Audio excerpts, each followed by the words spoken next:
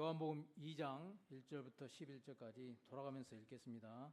사흘째 되던 날 갈릴리 가나에 혼례가 있어 예수의 어머니도 거기 계시고 예수와 그 제자들도 혼례의 청함을 받았더니 포도주가 떨어진지라 예수의 어머니가 예수에게 이르되 저들에게 포도주가 없다 하니 예수께서 이르시되 여자여 나와 무슨 상관이 있나이까 내 때가 아직 이르지 아니하였나이다.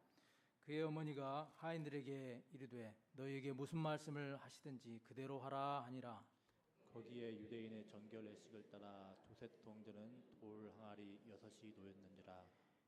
예수께서 그들에게 이르시되 항아리에 물을 채우라 하신즉 아귀까지 채우니 이제는 떠서 연회장에게 갖다 주라 하심에 갖다 주었더니 연회장은 물로 된 포도주를 맛보고도 어디서 났는지 알지 못하되 물떠온 하인들은 알더라. 연회장이 신랑을 불러 말하되 사람마다 먼저 좋은 포도주를 내고 취한 후에 낮은 것을 내거늘 그대는 지금까지 좋은 포도주를 부었도다 하니라. 같이 봅니다.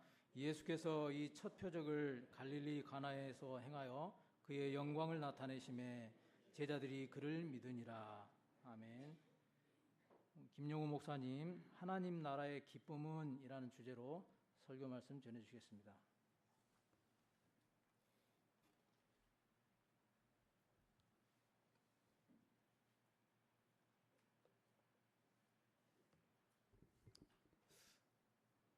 할렐루야.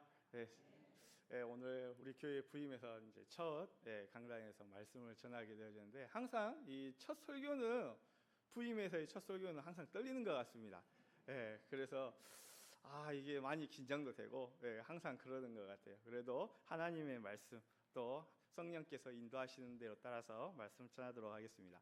사랑하는 성도 여러분, 우리 인생에 있어서 각자가 처해 있는 삶 가운데에서 평생을 살아오면서 기억에 남는 아주 기분 좋은 기쁜 일이 우리의 각 삶 가운데 생각 가운데 남아있는 기억들이 있을 것입니다. 우리 성도님들은 어떠한 기억이 가장 내 인생에서 기쁨으로 자리 잡고 있으신지 한번 생각해 보신 적 있으신가요? 저는 물론 제 인생에서의 가장 큰 기쁨의 날은 하나님께서 저를 찾아오셔서 만나주시는 날이었어요. 그런데 제 인생에서의 또 하나의 경험 가운데에서 그에 비교할 수는 없지만 그래도 기쁘다, 즐겁다 라고 생각되어지는 것은 제 아내를 만나서 하나님께서 가정을 이루게 하시고 또 하나님께서 믿음의 가정 가운데에 자녀들을 선물로 주셨을 때에 그 안에서의 오는 기쁨은 세상에서 그 어떠한 기쁨과도 비교할 수 없을 만큼 매우 기뻤습니다. 그런데 이제 제가 결혼한 지가 이제 14년이 지났거든요. 그런데 이제 14년이 지나고 나서 보니까 그 과거의 14년 전에 제 아내와 결혼했을 때의 그 과거의 모습을 기억해 보면 그때의 감정이, 그 기쁨의 감정이 여전히 유효한가라고 질문을 했을 때에는 대답을 할 수가 없어요. 그래서 이제는 부모님들께서, 어른들께서 세월은 부부는 정으로 사는 거야 라는 말씀이, 왜 그런 말씀이 하셨는지 이제 조금 이해가 됩니다.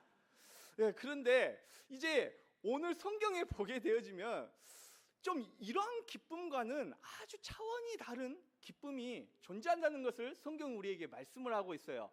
우리 각자의 인생에 있어서 주어졌던 큰 기쁨, 즐거운 기쁨, 이것들이 우리 인생에서 평생 유효하지 않잖아요.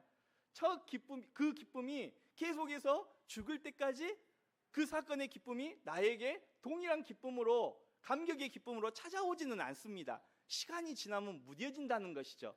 그런데 하나님께서 성경을 통하여서 약속해 주시는 이 기쁨은요, 세상의 그 어떠한 기쁨과도 비교할 수 없는 기쁨이다 라고 성경은 우리에게 약속해 주시고 계세요. 요한복음 우리가 오늘 2장을 보았는데요, 이 2장을 보게 되면 우리가 아주 잘 아는 사건이 기록이 되어져 있습니다. 그 사건은 바로 예수님께서 물로 포도주를 만드시는 사건이죠. 이 사건은 예수님께서 공생애를 시작하심에 있어서 처음으로 예수님께서 베푸셨던 이적입니다. 그런데 여기에서 우리가 일반적으로 공간복음, 이제 우리가 공간복음이라고 이야기를 하면 마태, 마가, 누가복음을 공간복음이라고 이야기를 하잖아요. 근데 이 공간복음서에서는 예수님께서 행하시는 이 놀라운 일들을 가리켜서 이적 이렇게 기록을 하고 있어요. 그런데 이 요한복음만 보게 되어지면은 이 이적을 가리켜서 무엇이라고 기록이 되어졌냐면은 표적이라고 기록이 되어져 있습니다. 그러니까 이적과 표적이라는 단어의 의미가 좀 다른 것이죠. 표적이라는 것은 단순히 예수님께서 어떠한 기이한 하나님의 이 전능하심에 대한 능력을 사용하셔서 기이한 일을 행하시고 거기에서 끝나는 수준의 일이 아니라, 그 사건이 아니라 이 사건을 통하여서 무엇인가 예수님께서 많은 사람들로 하여금 깨닫게끔 하시기 위한 목적이 있었다는 것입니다. 이 표적이라는 단어를 보게 되어지면은 원어의 의미를 보게 되어지면은 이 사인, 표지판이라는 의미를 가지고 있어요. 이것은 무엇이냐면 어떠한 사건을 가리켰을 때에 그 사건을 가리켜서 잘 볼 수 있도록, 그러니까 이제 우리 교회 광주 영광교회를 오게 되어지면은 도로에 이제 보다 보면 교회를 방향을 안내해 주는 안내 표지판이 이렇게 세워져 있잖아요. 마찬가지인 것입니다. 이 표적이라는 것은 무엇인가를 올바른 길로 갈 수 있도록 지시해 주는, 안내해 주는 역할을 하는 것이죠. 즉 이 우리가 오늘 요한복음 2장을 1절부터 11절까지를 보았는데요. 이 사건은 표적이라고 기록이 되어 있습니다. 즉 이 사건을 통하여서 예수님이 하시고자 하시는 영적인 의미가 있다는 것이죠. 오늘은 본문을 통하여서 우리가 이 의미를 잠깐 짧은 시간 동안에 다시 한 번 더 상고하며 되새겨보는 그런 시간들이 되어졌으면 좋겠습니다. 오늘 본문을 통해서 성경은 우리에게 무엇을 말씀하고 있는가? 바로 이 예수님이 누구이신가? 또 예수님께서 이 땅에 오셔서 이루고자 하시는 일이 무엇인가? 이 일을 지금 가나 혼인잔치를 통하여서 예수님께서 우리에게 보여주시고 계십니다. 우리 기독교 신앙에 있어서 아주 중요한 것이 있습니다. 그것이 무엇이냐면 바로 예수님이에요. 이 예수님을 빼고서는 이 기독교를 설명할 수가 없습니다. 그러니까 우리 인생에 있어서 반드시 항상 우리가 잊지 말아야 될 것은 바로 이 예수님이라는 사실입니다. 요한복음 2장은요 이렇게 시작을 합니다. 사흘째 되던 날 갈릴리 가나에 혼인잔치가 있었고 예수의 어머니도 거기 계시더라 라고 말씀합니다. 갈릴리 가나 지역에 이 혼인잔치가 있었다는 것이죠. 그곳에 누가 지금 초대를 받은 것입니까?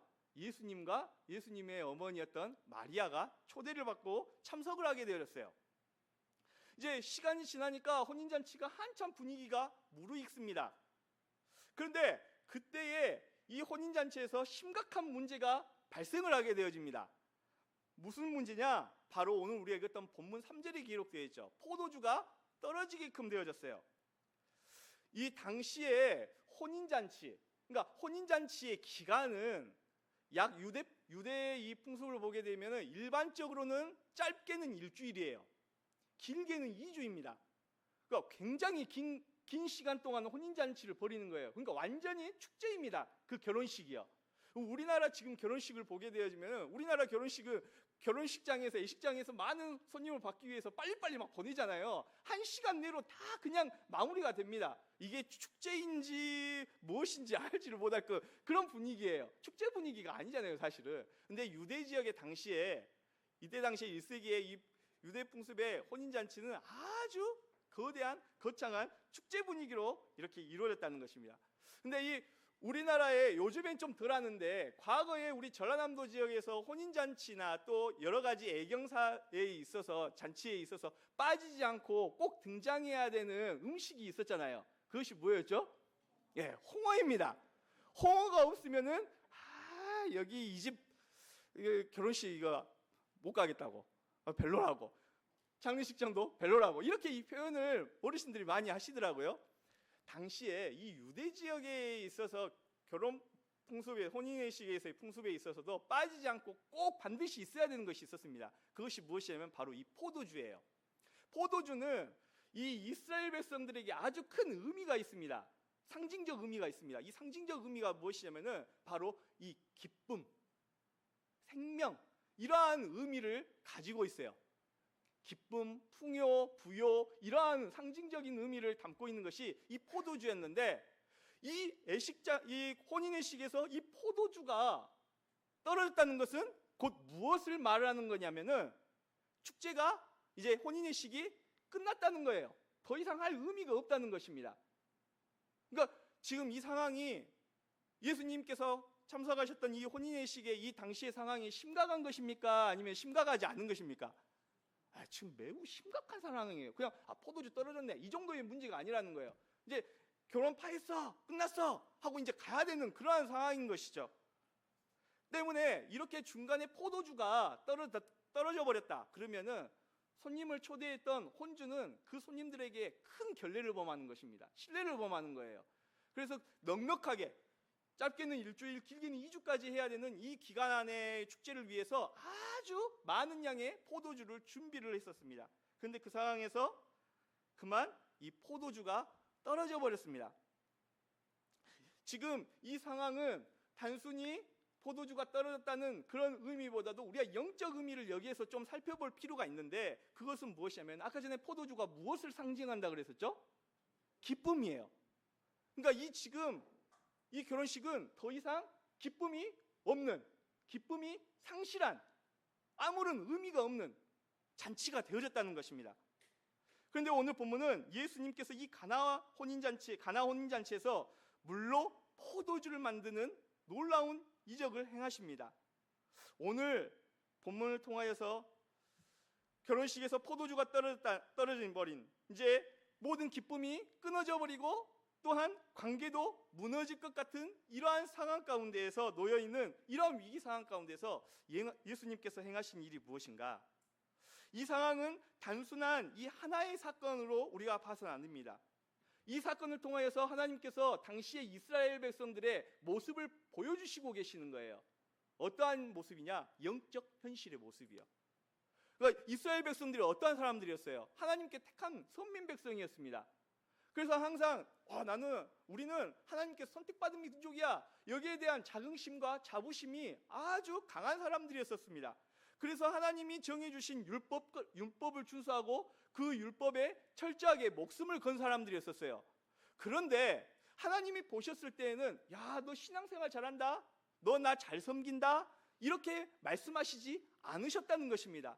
오늘 혼인잔치를 통하여서 이스라엘 백성들의 이 영적으로 완전히 눈이 감겨버린, 잠자고 있는 이러한 무뎌진 이러한 영적 모습을 하나님께서 밝히 보여주셨다는 것입니다. 율법과 제사는 가득했지만은 그 안에서는 더 이상 하나님과의 온전한 관계가 단절되어 버린 상태, 또 율법을 준수하고 제사는 드리지만은 그 안에 반드시 있어야 될 생명과 기쁨이 상실되어져 버린 상태, 이 상태가 바로 이스라엘 백성들의 모습이었다는 것이죠. 형식은 남았지만, 전통은 있지만 그 안에는 생명이 없는 유대인들의 이 영적 상태를 보여주시고 계시는 것이죠. 오늘 이 말씀을 통하여서 우리는 깊게 우리의 신앙의 모습, 더 나아가서는 나의 신앙의 모습을 한번 점검해 봐야 돼요. 내가 예배는 잘 나오지만, 기도는 생활은 잘하고 있는 것 같지만, 봉사는 잘하고 있는 것 같지만 그 안에서, 내 안에서 하나님과의 바른 관계가 성립되어 있지 않고, 또 그 안에서 하나님이 우리에게 끊임없이 공급해 주시는 이 생명의 말씀을 계속 통해서 우리에게 생명을 공급해 주시잖아요. 그 생명의 말씀을 받는 우리는 자연적으로 우리의 심령 가운데 무엇이 샘솟듯 넘쳐야 되냐면, 영적 기쁨이 샘솟듯, 구원의 기쁨이 샘솟듯 넘쳐 흘러야 돼요. 그럼에도 불구하고 우리 마음 가운데에 이 영적 기쁨이 충만하게 임하지 않고 있는 나의 모습이지 않는지, 이 시간들을 통하여서 내 자신의 신앙의 모습을 점검할 필요가 있다는 것이죠. 이 포도주가 부족한 이 상황을 지켜보던 예수님의 어머니 마리아가 이때에 예수님께 이야기합니다. 무엇라고 예수님을 향해서 이야기하냐면, 저들에게 포도주가 없다, 라고 예수님을 향해서 이야기를 해요.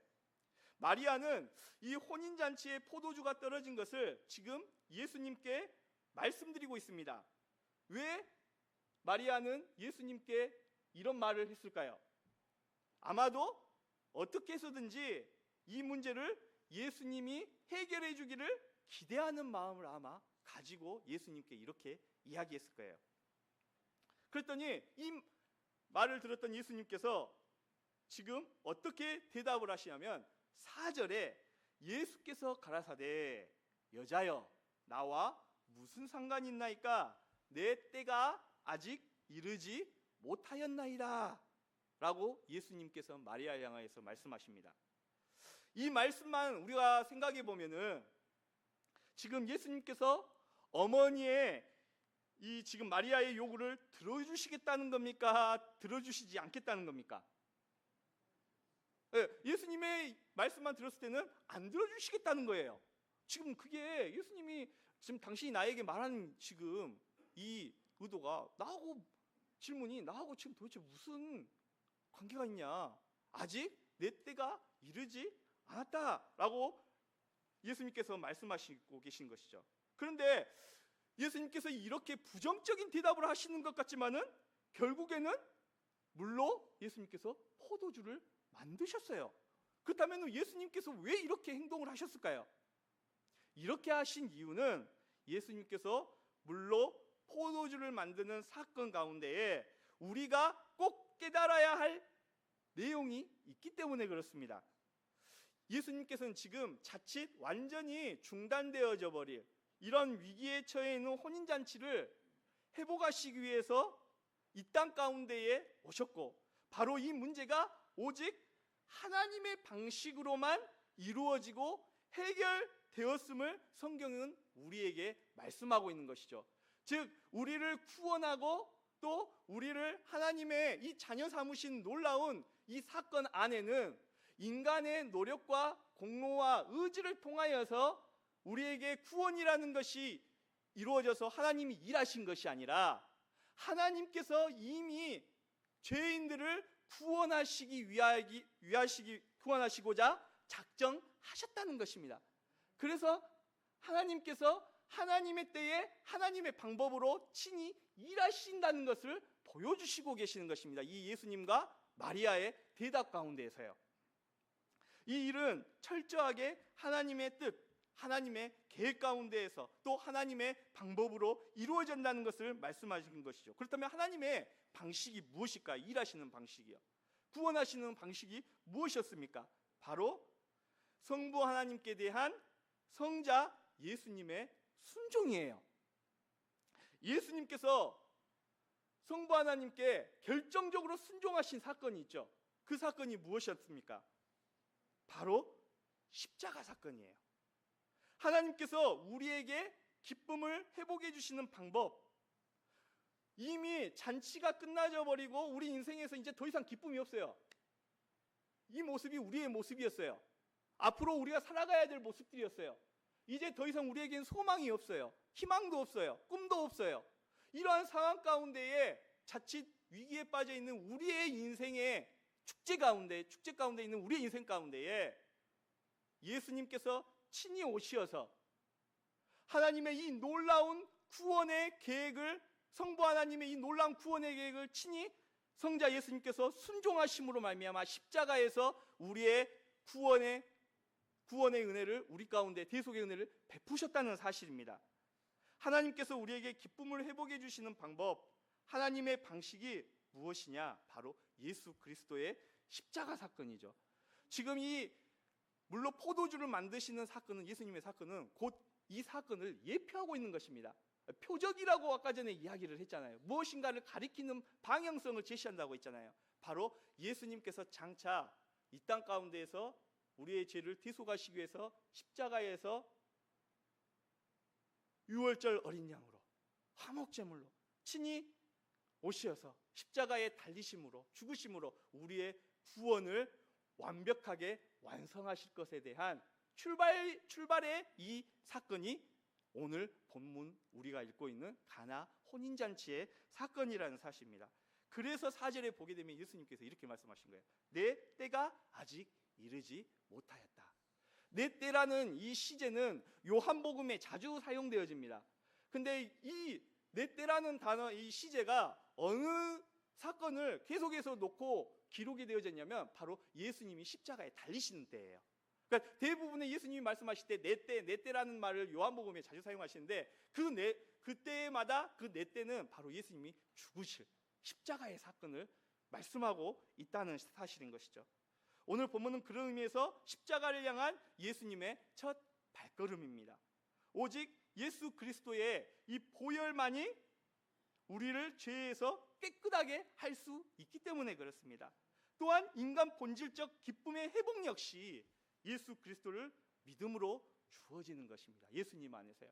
우리는 이미 아담과 하와가 범죄하는 순간부터 인간은 전인격적으로 완전히 타락해 버렸습니다. 완전히 타락한 것입니다. 부분적 타락이 아니라 완전히 타락한 상태예요. 이 상태에서는 우리는 하나님이 창조하셨던 인간의 본연의 창조된 인간의 모습, 기쁨을 하나님과의 안에서의 기쁨을 누릴 수 없는 존재들이었습니다. 이것을 회복하시기 위하여서 오신 분이 누구시라고요? 예수님이시다. 지금 이것을 우리에게 말씀하고 있는 것이죠. 이 일을 위해서는 반드시 예수님의 십자가가 필요했던 것입니다. 우리는 예수님의 십자가로 우리 인생의 기쁨이 회복된다는 사실을 우리는 항상 기억해야 돼요. 우리 예수님으로 인하여서 우리에게 회복된 기쁨은 세상의 어떤 기쁨과도 비교할 수가 없는 것입니다. 세상의 기쁨은요, 허망한 거예요.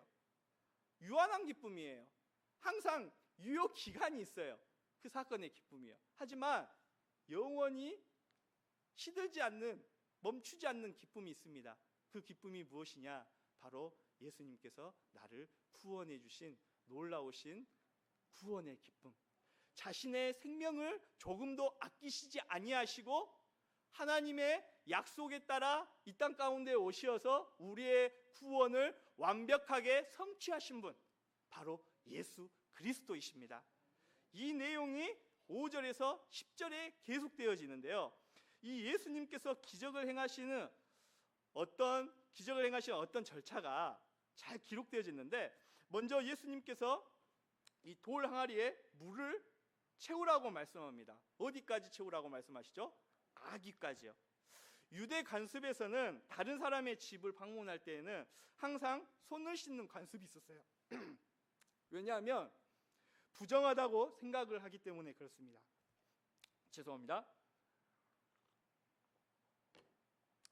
지금 이 예수님께서 그 항아리에 물을 채우라고 말씀하고 계세요.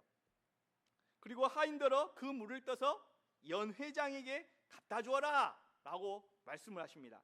그런데 이 연회장이 물로 된 이 포도주를 맛보고 다급하게 신랑을 불러요. 그리고 신랑을 향하여서 10절에 보니까요, 말하되 사람마다 먼저 좋은 포도주를 내고 취한 후에 낮은 것을 내거늘 그대는 지금까지 좋은 포도주를 두었도다 라고 이야기하고 있습니다. 오늘 본문을 보면요, 여러 사람들이 등장을 해요. 하인도 등장을 합니다. 연회장도 등장을 하고요, 신랑도 있고요, 또 이 밖에 많은 사람들, 하객들이 있었겠죠. 주위에요. 성경에 뭐 정확하게 기록되어 있지는 않지만요. 물론 근데 이러한 과정 가운데에 이러한 사람들 등장을 통하여서 이 하나님께서 우리에게 강조하시고자 하셨던 내용이 있었습니다. 그것이 무엇이냐면, 이 물로 포도주를 만든 이 사건은 단순히 허황되고 추상적인 사건이 아니라 실질적이고 본질적이고 또 실제로 일어난 사건이라는 것을 우리에게 명백하게 말씀하고 계시는 것이죠. 그것은 이 변화가 진짜다, 이 일은 진짜다 라는 것을 우리에게 명백하게 말씀하고 계시는 것입니다. 그래서 10절에 예수님이 어떤 분이신지 알지 못하였던 이 연회장의 고백을 통하여서 우리는 이 사실을 깨달을 수가 있는 것입니다. 여러분, 이것이 바로 하나님 나라의 원리예요. 처음에는 아무것도 아닌 것 같아요. 미약한 것 같아요. 부족한 것 같습니다. 하지만은 씨 뿌리는 비유에 우리가 잘 알고 있잖아요. 씨 뿌리는 비유에도 말씀하셨던 것처럼 좋은 땅에 떨어지는 이 그 작은 씨가 30배, 60배, 100배의 풍성함을 누리는 이 하나님 나라의 풍성함이 이루어졌다는 것을 우리는 너무나도 잘 알고 있습니다. 이처럼 성도는 예수님 안에 있을 때에 그의 인생이 풍성해지고 참다운 만족을 느낄 수가 있고 또 예수님이 공급해 주시는 참된 기쁨을 누릴 수 있다. 성경은 우리에게 이것을 약속하고 계시는 것입니다. 성도는 예수님 안에서 날마다 새로워져 갑니다. 이 요한복음에 중요한 이 내용 중에 하나가 있는데 그것은 무엇이냐면은 바로 이 새 창조, 재창조라고 이야기를 하는데 이 새 창조, 재창조입니다. 재창조, 새 창조는 어떤 것을 의미하는 것이죠? 새롭게 되어진다는 거예요. 누구를 새롭게 하겠다는 것입니다. 하시는 거죠? 성도를요. 누구 안에서요? 예수님 안에서 새롭게 우리를 변화시키겠다. 이것을 약속하고 있는 것이 요한복음이에요. 그래서 고린도 이제 후서 4장 16절을 보게 되면 그러므로 우리가 낙심하지 아니하노니 갓사람은 후패하나 우리의 속은 날로 새롭도다 라고 말씀합니다. 세상 어디에도 이러한 원리는 없습니다. 세상의 원리는 어떻습니까? 시간이 지나면 낡아져요, 헐어져요, 헝긋이 됩니다, 썩어집니다. 그런데 하나님의 나라의 원리는 어떻습니까? 시간이 흐르면 흐를수록 날로 새로워진다고 하나님께서 우리에게 말씀하고 약속하고 계십니다. 사랑하는 성도 여러분, 예수님 안에 거하고 계십니까? 예수님을 믿으십니까? 예수님을 나의 구주로 영접하셨습니까? 그렇다면 단순히 나는 예수님을 믿어가 아니라 예수님 안에서 새롭게 나를 재창조하신 하나님의 놀라우신 이 은혜를, 이 기쁨의 은혜를, 풍성한 은혜를 누리고 감사하고 주님께 영광 돌리는 삶을 살 수 있기를 주님의 이름으로 축원합니다. 이 기쁨은요, 어떻게 우리에게 주어졌습니까? 은혜로 주어지는 기쁨이에요. 11절에 보니까 예수께서 이 처음 표적을 갈릴리 가나에서 행하여 그 영광을 나타내심에 제자들이 그를 믿으니라 라고 말씀합니다. 여기 보면은 예수님께서 혼인잔치에서 물로 포도주를 만드시는 이적을 통하여서 자신을 나타내셨는데 이것이 처음 표적이다 라고 말씀하고 있습니다. 이 표적을 통해서 하나님의 아들의 영광을 나타내신 것이죠. 그런데 이것을 보고 누가 믿었다고 말씀하냐? 누가 믿었다고 했죠? 제자들이 믿었다라고 말씀하고 있어요. 여기에서 핵심이 바로 이거예요. 혼인잔치에 제자들만 있었을까요? 아니잖아요. 많은 사람들이 있었습니다. 그리고 이 일들을 그들은 모두 같이 그 현장에서 목격했던 사람들이었습니다. 경험을 했습니다. 그런데 이 표적을, 똑같은 사건을 보고 이 표적을 보고 예수님을 믿은 사람은 오직 제자들 뿐이었다고 말씀을 하고 있어요. 우리는 여기서 중요한 영적 깨달음을 얻습니다. 누가 하나님 나라의 기쁨의 잔치에 참여할 수 있는가? 또 감춰져 있는 하나님의 이 놀라운 은혜를 누릴 수 있는 자들인가? 이 사실을 우리는 여기서 깨달을 수가 있는 것이죠. 누가 이 은혜를 누릴 수 있다고요? 오늘날 제자들, 오늘날 예수 그리스도를 믿는 여기에 모여있는 우리 모두인 줄 믿습니다. 하나님의 자녀들을 말하는 것입니다. 하나님의 택한 백성들을 말하는 것입니다. 결코 표적을 본다고 모두 예수님을 믿을 수 있는 것은 아닙니다. 우리는 전적으로 부패한 죄인들입니다. 예수님을 내 의지대로 결코 믿을 수 없는 자들입니다. 그런데 성경이 지금 말씀하고 있는 것이 무엇이냐면은 그 가운데서도 믿는 자들이 있다는 거예요. 이 불가능한 일을 하는 자들이 있다는 것입니다. 우리는 하나님의 영광을 감히 볼 수 없습니다. 그런데 그 영광을 보는 자들이 놀랍게도 있다는 것입니다. 성경은 지금 우리에게 그것을 말씀하고 있습니다. 요한복음 1장 9절 말씀을 보게 되면 참 빛, 곧 세상에 와서 각 사람에게 비치는 빛이 있었나니 그가 세상에 계셨으며 세상은 그로 말미암아 지은 바 되었으되 세상이 그를 알지 못하여 자기 땅에 오매 자기 백성이 영접치 아니하였으나. 보게 되면요, 이스라엘 백성들이 어떤 사람들이었습니까? 하나님의 선지자, 하나님이 세우신 선지자들을 통하여서 그토록 약속하셨던 메시아 구원자를 기다리는 사람들이 바로 이 이스라엘 백성들이었어요. 그런데 이 실체, 선지자들이 예언하였던 메시아의 그 실체 되시는 예수님이 이 땅에 오셨음에도 불구하고 이스라엘 백성들이 예수님을 영접했습니까? 영접하지 않았습니까? 영접하지 않았어요. 배척했어요. 거부했습니다. 안 믿었습니다. 그렇다면은 우리는 과거 이스라엘 백성 이 당시의 상황에 보게 되면 우리는 어떠한 사람들입니까? 구원에 있어서는 이방인들이에요. 그렇잖아요? 우리는 구원과는 전혀 관계가 없는 사람들이었습니다. 구약시대 때로 생각을 해보자면요. 우리가 믿는다는 것이 가능한 일입니까? 불가능한 거예요. 그런데 이 1장 12절 말씀을 보게 되면 우리가 아주 잘 아는 말씀인데요. 영접하는 자, 곧 그 이름을 믿는 자들에게는 하나님의 자녀가 되는 무엇을 주셨다고 하죠? 권세를 주셨다고 약속을 하십니다. 영접하는 자가 그 가운데 있다는 것입니다. 영접하는 자, 그 이름을 믿는 자들에게는 하나님의 자녀가 되는 권세를 주셨으니. 그런데 이 불가능한 일이 우리에게 어떻게 이루어지는가? 13절 말씀을 보게 되면요, 이는 혈통으로나 육으로나 사람의 뜻으로 나지 아니하고 오직 하나님께로서 난 자들이니라 라고 말씀합니다. 어떻게 가능하다고요? 하나님의 은혜로 하나님의 자녀들을 부르셔서 하나님의 백성 삼아 주셨다는 사실입니다. 우리가요, 신앙생활하면서 늘 한 번씩 착각하는 게 있는데, 내가 예수님을 믿었어 라고 이렇게 우리가 이야기할 때가 있어요. 이게 맞는 말입니까? 틀린 말입니까? 맞는 말일 수도 있는데요, 정확하게 표현하자면 틀린 말입니다. 내가 예수님을 믿은 게 아니라 예수님께서 나를 찾아오셔서 만나주셨다.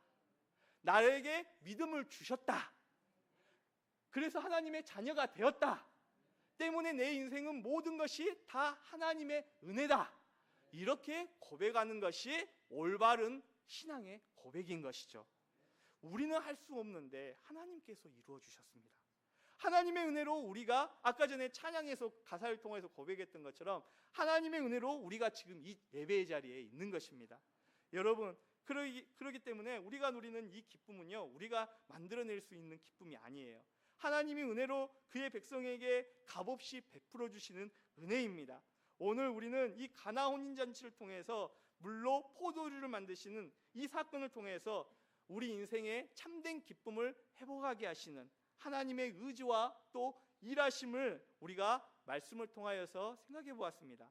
오늘 이 일하심이, 하나님의 이 놀라운 구원의 일하심이 하나님의 백성 가운데에서 살아 역사하셔서 지금도 우리를 붙드시고 계시는, 또 그를 사용하셔서 하나님의 나라를 확장해 가시는 이 놀라운 하나님의 이 일하심이 예수 그리스도 안에서 우리 일평생 가운데서 끊임없이 은혜 가운데 임하여 줄 수 있기를 주님의 이름으로 축원합니다.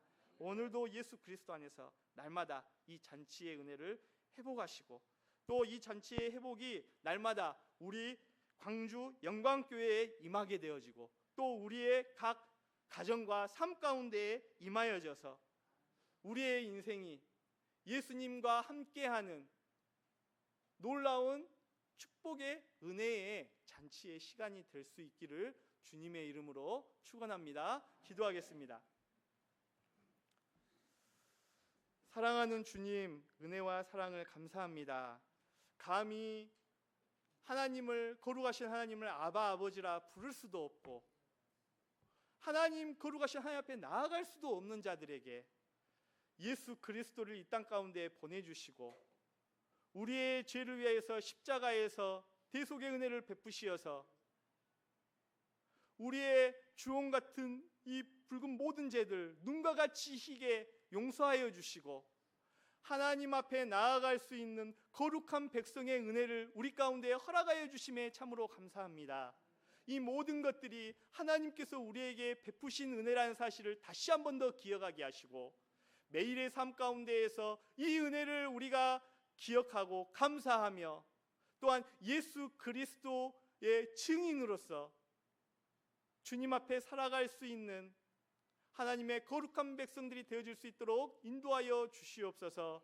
우리의 삶이 우리가 거하고 있는 모든 삶의 현장 가운데 하나님과 함께하는, 예수님과 함께하는 이 놀라운 구원의 기쁨이 충만하게 임하게 하셔서 우리에게 찾아오는 여러 가지 시험과 유혹을 만나거든 이 구원의 기쁨과 믿음으로 예수님을 붙들므로 예수 그리스도의 보혈을 붙들므로 말미암아 능히 승리하고 나아갈 수 있는 우리 모두가 되어질 수 있도록 인도하여 주옵소서.